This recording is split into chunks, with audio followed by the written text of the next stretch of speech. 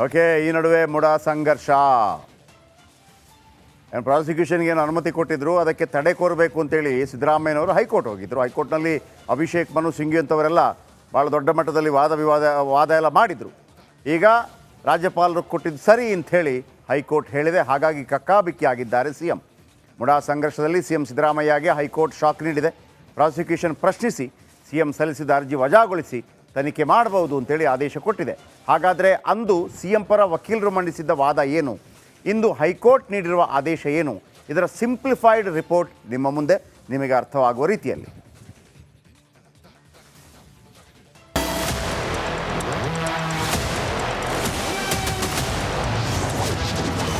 ಹೈಕೋರ್ಟ್ನಲ್ಲಿ ಸಿದ್ದರಾಮಯ್ಯಗೆ ಭಾರೀ ಹಿನ್ನಡೆ.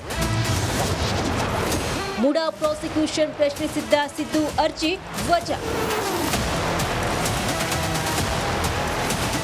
ಮುಡಾ ಹಗರಣದಲ್ಲಿ ಪ್ರಾಸಿಕ್ಯೂಷನ್ ಭೀತಿ ಎದುರಿಸ್ತಾ ಇದ್ದ ಸಿದ್ದರಾಮಯ್ಯಗೆ ಹೈಕೋರ್ಟ್ ಬಿಗ್ ಶಾಕ್ ಕೊಟ್ಟಿದೆ. ರಾಜ್ಯಪಾಲರು ಪ್ರಾಸಿಕ್ಯೂಷನ್ಗೆ ನೀಡಿದ್ದ ಅನುಮತಿಯನ್ನ ಪ್ರಶ್ನಿಸಿ ಸಿಎಂ ಸಲ್ಲಿಸಿದ್ದ ಅರ್ಜಿಯನ್ನ ಹೈಕೋರ್ಟ್ ವಜಾಗೊಳಿಸಿದೆ. ನ್ಯಾಯಮೂರ್ತಿ ನಾಗಪ್ರಸನ್ನ ಪೀಠ ಸಿಎಂ ಅರ್ಜಿ ವಜಾ ಮಾಡಿ ರಾಜ್ಯಪಾಲರ ಆದೇಶವನ್ನ ಎತ್ತಿ ಹಿಡಿದಿದೆ.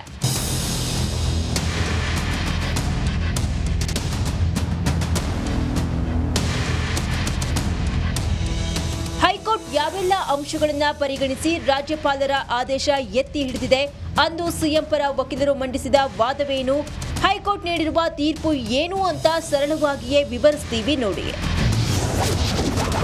ಸಿದ್ದರಾಮಯ್ಯಗೆ ಬಿಗ್ ಶಾಕ್. ಮುಡಾ ಹಗರಣದಲ್ಲಿ ಸಿಎಂ ವಿರುದ್ಧ ಪ್ರಾಸಿಕ್ಯೂಷನ್ಗೆ ನೀಡಿರುವ ರಾಜ್ಯಪಾಲರ ಆದೇಶ ತಪ್ಪು ಅಂತ ಸಿಎಂ ಪರ ವಕೀಲರು ವಾದವನ್ನ ಮಂಡಿಸಿದ್ರು. ಆದರೆ ರಾಜ್ಯಪಾಲರ ಕ್ರಮ ಸರಿಯಿದೆ ಅಂತ ಹೈಕೋರ್ಟ್ ಹೇಳಿದೆ. ಸಿಎಂ ವಿರುದ್ಧ ಪ್ರಾಸಿಕ್ಯೂಷನ್ಗೆ ಅನುಮತಿ ನೀಡಬಾರದು ಅಂತ ಸಂಪುಟ ಸಭೆ ಕೊಟ್ಟ ಶಿಫಾರಸನ್ನ ರಾಜ್ಯಪಾಲರು ತಿರಸ್ಕರಿಸಿದ್ರು. ಇದು ತಪ್ಪು ಅಂತ ಸಿಎಂ ಪರ ವಕೀಲರು ವಾದಿಸಿದ್ರು. ಆದರೆ ಹೈಕೋರ್ಟ್ ರಾಜ್ಯಪಾಲರು ತಮ್ಮ ವಿವೇಚನೆ ಬಳಸಿ ತಿರಸ್ಕರಿಸಿದ್ದಾರೆ ಅಂತ ಹೇಳಿದೆ.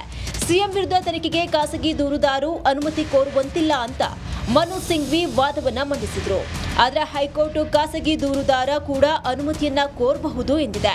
ಇದಲ್ಲದೆ 17ನೇ ಎ ಅಡಿ ಖಾಸಗಿ ದೂರುದಾರರು ಅನುಮತಿ ಕೋರಿದ ಕ್ರಮ ತಪ್ಪು ಅಂತಾನೂ ಸಿಎಂ ವಕೀಲರು ವಾದಿಸಿದ್ರು. ಆದರೆ ಇಂದು ಹೈಕೋರ್ಟ್ 17 ಎ ಅಡಿ ಖಾಸಗಿ ದೂರುದಾರರು ಸಿಎಂ ವಿರುದ್ಧ ತನಿಖೆಗೆ ಅನುಮತಿಯನ್ನ ಕೋರಿದ ಕ್ರಮ ಸರಿ ಅಂತ ರಾಜ್ಯಪಾಲರ ಆದೇಶವನ್ನ ಎತ್ತಿ ಹಿಡಿದಿದೆ.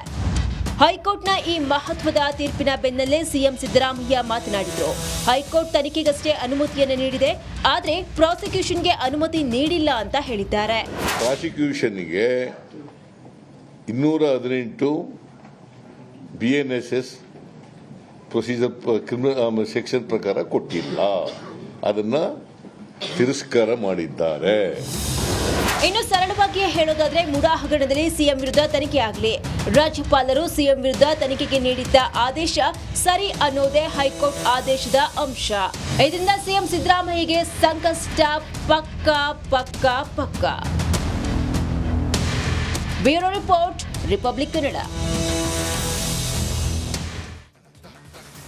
ಇಲ್ಲಿ ಸಿದ್ದರಾಮಯ್ಯನವರು ಒಂದು ಲಾ ಪಾಯಿಂಟ್ ಹಾಕಿದ್ದಾರೆ. ಲಾ ಪಾಯಿಂಟ್ ಅದನ್ನು ಬಹುಶಃ ಇವತ್ತಿನ ಡಿಬೇಟಲ್ಲೂ ಕೂಡ ಸ್ಮಿತಾ ಕೇಳ್ತಾರೆ ಅಂದ್ಕೊಂಡಿದ್ದೀನಿ. BNSS 218ಕ್ಕೆ ರಾಜ್ಯಪಾಲರು ನೀಡಿದ ಅನುಮತಿ ಕೈಬಿಟ್ಟ ಹೈಕೋರ್ಟ್ ಅಂತಿದೆ. ಅಂದರೆ ಕೇವಲ 17A ಅಡಿಯಲ್ಲಿ ತನಿಖೆಗೆ ಅನುಮತಿ ನೀಡಿರುವ ನ್ಯಾಯಪೀಠ. ಅಂದರೆ ಇದರ ಅರ್ಥ ನಾವು ಕೇಳಿದಾಗ ಇವರೇನು ರಾಜೀನಾಮೆ ಕೊಡಬೇಕಾಗಿಲ್ಲ ಅಥವಾ ಅರೆಸ್ಟ್ ಆಗಬೇಕಾಗಿಲ್ಲ, ಕೇಸ್ ದಾಖಲಿಸಿಕೊಳ್ಳಲಾಗುತ್ತೆ, ತನಿಖೆ ಮಾಡ್ತಾರೆ, ಮಾಹಿತಿ ಸಂಗ್ರಹ ಮಾಡ್ತಾರೆ. ಮಾಹಿತಿ ಸಂಗ್ರಹ ಮಾಡಿದಾಗ ಏನಾಗುತ್ತೆ, ಈಗ ದರ್ಶನ್ ಕೇಸಲ್ಲಿ ನಾವು ಹೇಳಿಲ್ವ, ಮಾಹಿತಿ ಸಂಗ್ರಹ ಮಾಡಿದ ನಂತರ ಚಾರ್ಜ್ ಶೀಟ್ ಸಲ್ಲಿಕೆ ಮಾಡ್ತಾರೆ. ಚಾರ್ಜ್ ಶೀಟನ್ನು ಯಾರ ಹತ್ರ ಕೇಳಬೇಕು ಅಂತಿಲ್ಲ, ಯಾರ ಆದೇಶ ಬೇಕು ಅಂತಿಲ್ಲ, ಅದಕ್ಕೆ ಚಾರ್ಜ್ ಶೀಟ್ ಸಲ್ಲಿಕೆ. ಆದರೆ ಇಲ್ಲಿ ತನಿಖೆ ಎಲ್ಲ ಆದ ನಂತರ ವಾಪಸ್ ಚಾರ್ಜ್ ಶೀಟ್ ಸಲ್ಲಿಕೆ ಆಗಬೇಕು ಅಂತಂದರೆ ಕೋರ್ಟ್ಗೆ ಪ್ರಾಸಿಕ್ಯೂಷನ್ ಅನುಮತಿ ಮತ್ತೊಮ್ಮೆ ಬೇಕಾಗತ್ತೆ ಅನ್ನುವಂಥ ಬಗ್ಗೆ ಮಾತಾಡ್ತಿದ್ದಾರೆ. ಅದರ ಬಗ್ಗೆ ಇವತ್ತಿನ ಡಿಬೇಟಲ್ಲಿ ನೋಡೋಣ ಏನು ಹೇಳ್ತಾರೆ ಅದಕ್ಕೆ ಸಂಬಂಧಪಟ್ಟ ಲಾಯರ್ಗಳು ಅಂತ ಹೇಳಿ. ಈ ನಡುವೆ ಈ TJ ಅಬ್ರಹಾಂ ಮತ್ತು ಸಾಯಿಕೃಷ್ಣ ಒಂದು ಕೇಸ್ ಹಾಕಿದರು ಕೋರ್ಟಲ್ಲಿ. ಅದಕ್ಕೆ ಸ್ಟೇ ಬಂದಿತ್ತು ಈ ಹೈಕೋರ್ಟ್ ಕಾರಣಕ್ಕಾಗಿ. ಹೈಕೋರ್ಟ್ಗೆ ಹೋಗಿದ್ರಲ್ಲ, ಹೈಕೋರ್ಟ್ ಹೇಳಿದೆ ಎಲ್ಲ ನಿಲ್ಲಿಸ್ಬಿಡ್ರಪ್ಪ, ಎಲ್ಲೆಲ್ಲಿ ಎಲ್ಲ ಇದೆ, ಈಗ ವೆಕೆಟ್ ಆಗೋಗ್ಬಿಡ್ತದು. ಈಗ ಈ ಕೇಸ್ ಮುಂದುವರಿಯುತ್ತೆ. ಹಾಗಾಗಿ ಮುಡಾ ಇಕ್ಕಳದಲ್ಲಿ ಸಿಲುಕಿರುವ ಸಿಎಂ ಸಿದ್ದರಾಮಯ್ಯ ಅವರಿಗೆ ಇಂದು ಹೈಕೋರ್ಟ್ನಲ್ಲಿ ಹಿನ್ನಡೆ ಆಯಿತು. ನಾಳೆ ಮತ್ತೊಂದು ಕಂಟಕ ಶುರುವಾಗುತ್ತೆ. ಮತ್ತೊಮ್ಮೆ ಡಿಟೇಲ್ ಆಗಿ ಹೇಳ್ತೀನಿ, ಮತ್ತೊಂದು ಕಂಟಕ ಯಾವುದು, ಇಲ್ಲಿದೆ ರಿಪೋರ್ಟ್.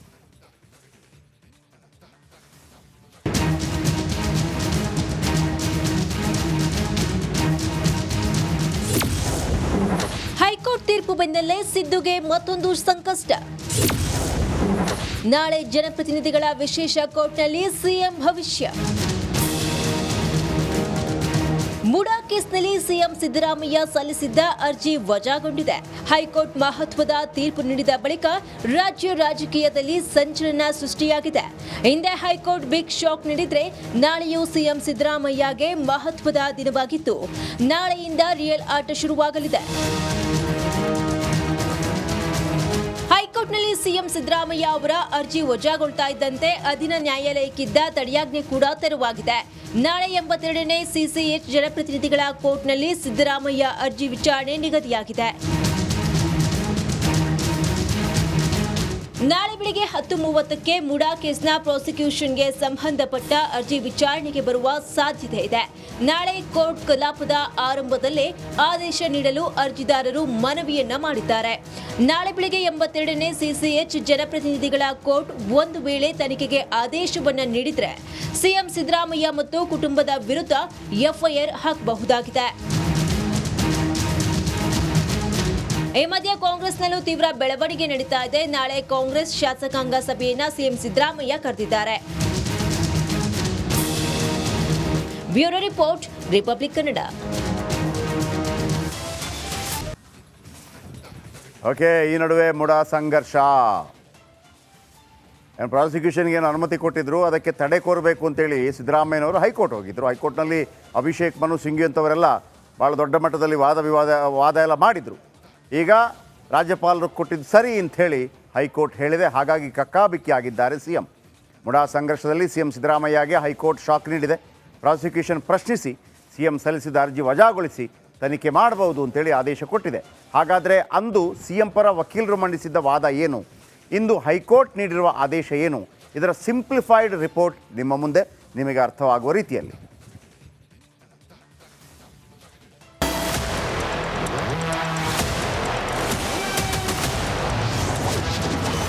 ಹೈಕೋರ್ಟ್ನಲ್ಲಿ ಸಿದ್ದರಾಮಯ್ಯಗೆ ಭಾರೀ ಹಿನ್ನಡೆ. ಮುಡಾ ಪ್ರಾಸಿಕ್ಯೂಷನ್ ಪ್ರಶ್ನಿಸಿದ್ದ ಸಿದ್ದು ಅರ್ಜಿ ವಜಾ. ಮುಡಾ ಹಗರಣದಲ್ಲಿ ಪ್ರಾಸಿಕ್ಯೂಷನ್ ಭೀತಿ ಎದುರಿಸ್ತಾ ಇದ್ದ ಸಿದ್ದರಾಮಯ್ಯಗೆ ಹೈಕೋರ್ಟ್ ಬಿಗ್ ಶಾಕ್ ಕೊಟ್ಟಿದೆ. ರಾಜ್ಯಪಾಲರು ಪ್ರಾಸಿಕ್ಯೂಷನ್ಗೆ ನೀಡಿದ್ದ ಅನುಮತಿಯನ್ನ ಪ್ರಶ್ನಿಸಿ ಸಿಎಂ ಸಲ್ಲಿಸಿದ್ದ ಅರ್ಜಿಯನ್ನ ಹೈಕೋರ್ಟ್ ವಜಾಗೊಳಿಸಿದೆ. ನ್ಯಾಯಮೂರ್ತಿ ನಾಗಪ್ರಸನ್ನ ಪೀಠ ಸಿಎಂ ಅರ್ಜಿ ವಜಾ ಮಾಡಿ ರಾಜ್ಯಪಾಲರ ಆದೇಶವನ್ನ ಎತ್ತಿ ಹಿಡಿದಿದೆ.